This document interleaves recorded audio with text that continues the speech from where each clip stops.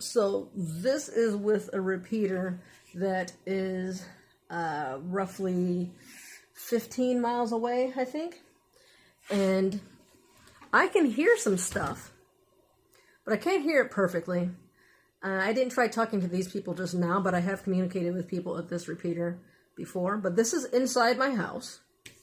And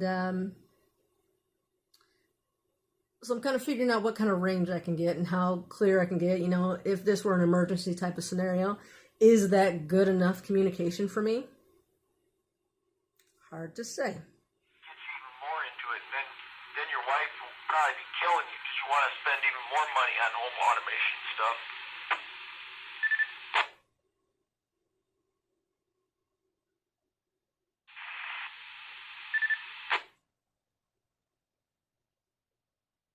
Well, I don't know if I dropped this bombshell this morning, but the next project my wife wants done is we have a one-car garage at the house, and we need about we need more storage space, so we're going to build a shed in the backyard, And see, that's another thing to keep in mind.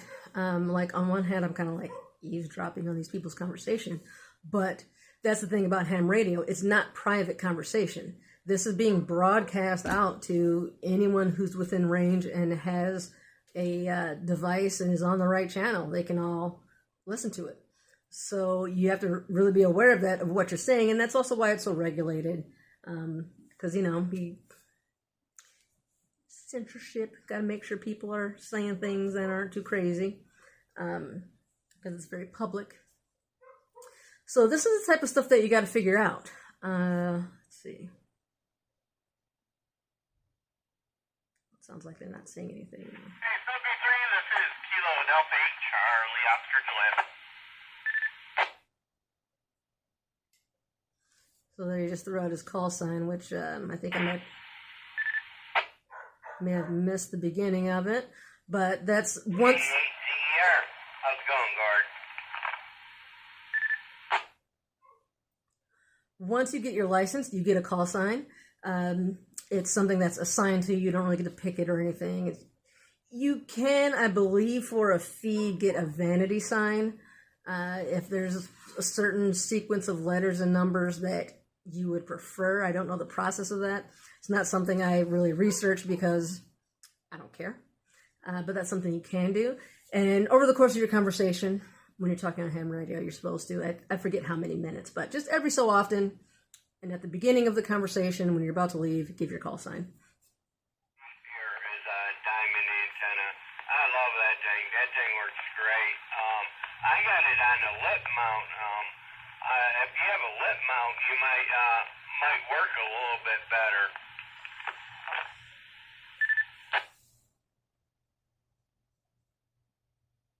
Well, and hence the problem. I do not have a lip mount. With the Jeep, I have very limited places where I can actually mount a antenna.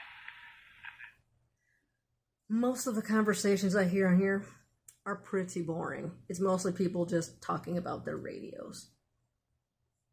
But I know that I can hear stuff on here. I kind of want to interrupt and ask where these guys are located.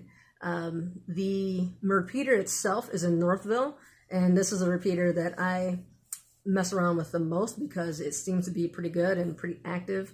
You can usually find someone talking on it, and it is the one that is about the halfway point between me and Ann Arbor. So theoretically, as long as the transmit power is enough, I should be able to get to my friend in Ann Arbor, communication-wise.